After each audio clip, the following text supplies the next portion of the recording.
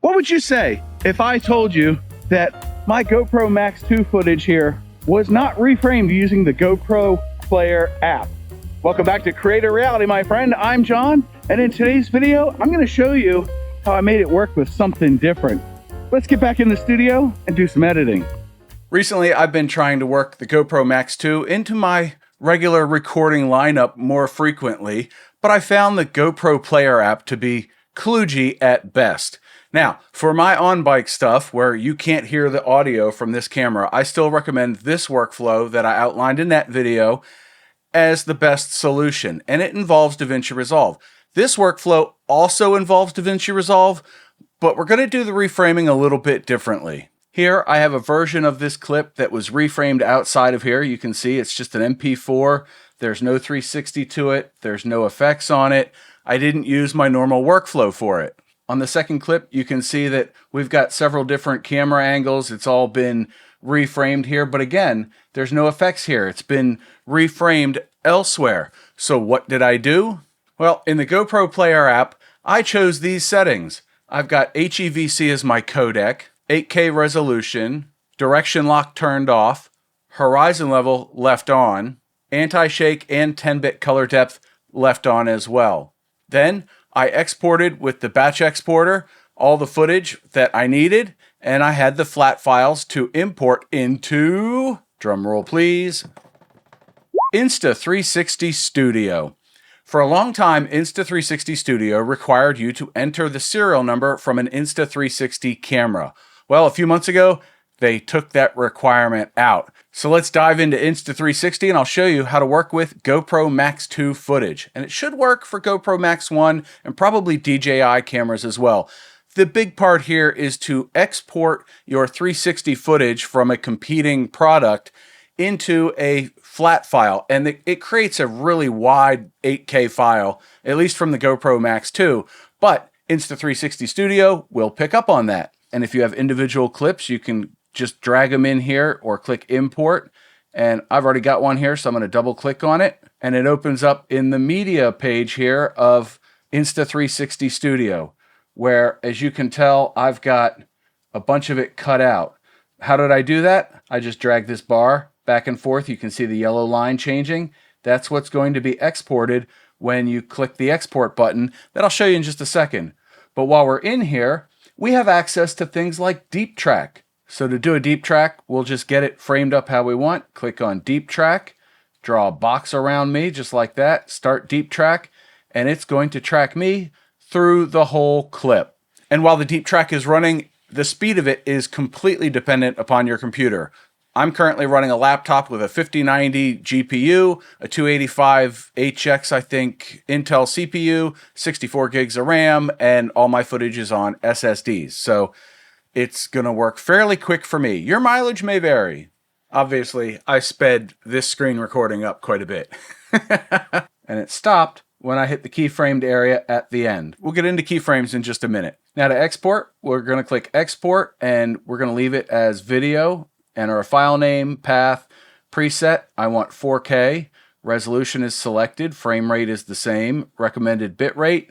We want to go all the way up to about 140. And you'll notice that it gives you a pop-up when you've reached basically the limit of quality. And this is interesting because this is different than what happens in a project, but in my case, the bit rate's about 142,000 kilobytes per second. So if I go above that, it doesn't want me to do it. So it says, hey, you're just going to waste time. Encoding H.265, which is HEVC, basically the same thing, I do believe. Someone can correct me in the comment section if I'm wrong. And then color space is Rec 709 10-bit. It picked that up from GoPro Max 2, I believe. And I did testing on media and projects, and you can do the higher bit rate. I found it easier for my computer to decode and play back the H.265. If I tried H.264 at 200,000 kilobytes per second, my computer struggled with it. It did not like that at all. But it is right here in the encoding, and you can choose ProRes as well. ProRes will give you the highest quality, but the file sizes are gargantuan. For YouTube, Instagram, social media, all that stuff, I don't recommend it. If you're doing pro level stuff, rock on with your bad self, as we used to say. But that's the media. Now, if we go to My Projects, we have a couple of them here, and I've got one that I did just yesterday, my time, not when you're watching this. And here I've got a ton of keyframes. For projects with multiple clips that you want to stitch together, this is my recommended workflow. Create a new project and drag the files into it, and it stitches them together, and you can do your keyframing. But if I hold Control and mouse wheel, I can zoom in, and we can click on all these keyframes, and you can see exactly where the framing was. But if we go here in the middle, and let's say, okay, let's start here. This is our keyframe there, and this is what our keyframe looks at the end, right? It looks relatively the same. If I want to change the view, I can click right here to bring my playhead to this point in the video, and then we can just change this so that it's a little bit different, and right click on it, and it will create a keyframe. And then if I play this back, you see it's gradually changing the field of view. If we don't want it to do that and we want it to hold that field of view for a while, here's how to fix that. We'll go to where we want it to start animating, right click on our video, it creates the keyframe. Then we can click on the previous one, right click, copy keyframe, and then click on our next keyframe, right click and paste keyframe. And now it's going to hold that same field of view all the way through, and then it'll change at the end. So it changed here to get to that field of view, held it, and then changed it back. So that's a really quick and easy way to get the keyframes and the deep tracking done, because you can do deep track here in the project menu too, or project area. Now it's time to export this. So we'll click export again, and you see it's a little bit different. We have our file name and our path. There's no video versus 360. Export mode single clip, that's what you want selected. It always defaults the resolution to 1080, but you scroll down to 2160, which gives you 4K, match the project frame rate. And look at this, it's not going to give me that message. I can bump it all the way to 200, but I know that my source footage was only about 140, so we'll leave it at 144. Change the encoding format to H.265, Rec 709 8-bit or 10-bit, either one. It tells you the file size and how long it is, and then you click export. This icon right here for the task center will show you your export queue. And if I was actually exporting, which I don't want to do because it might actually screw up my screen recording, I'm not sure. It'll show up here and it will give you a percentage complete, and it actually plays a little jingle when it's done. So now you're wondering, why get Resolve involved at all? Well, there's a few reasons. Let's jump back to Resolve and I'll show you why. Once I've got my footage in Resolve, it's as easy as clicking on the color page and doing some auto white balance or something. That looks ugly. I don't want to do that.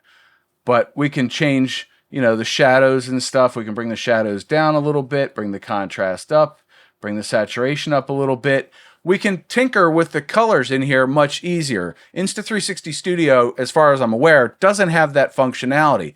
The other thing is that on this really long project I have, I recorded with the GoPro Max 2, but I recorded internally to my DJI mic 2.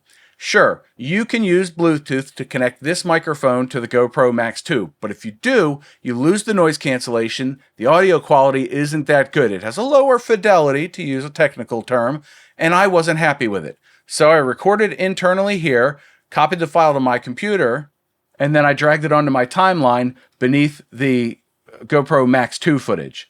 Now all I have to do is select them all, lasso select, right click, choose auto align clips, and then choose waveform. By default, it'll come up with time code, but I was doing this earlier. So you choose waveform, and notice I have this blank space here. That's important because use track number 1 as the baseline. Well, this is track number 1 right here. I'm going to click sync. It's going to analyze it, and then it's going to move it over. So if you have any audio prior to that clip on track 2, it's going to get overwritten.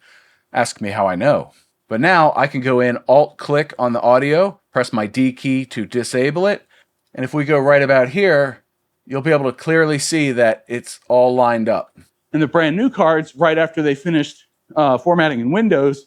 Now, sometimes Davinci Resolve might be one frame off. You might hear an echo if you have both tracks enabled. Let me play that back for you.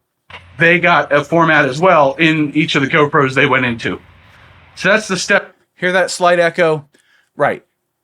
nobody's going to notice if the audio's off by 1 or 2 frames. 3 or more, they might notice, so you might want to adjust that. And to do that, all we have to do is click on our audio, and I'm going to zoom way in so you can see this. You can see it's slightly off, and I'm going to just move it back 1 frame. If it tries to jump multiple frames, Control-Z to undo.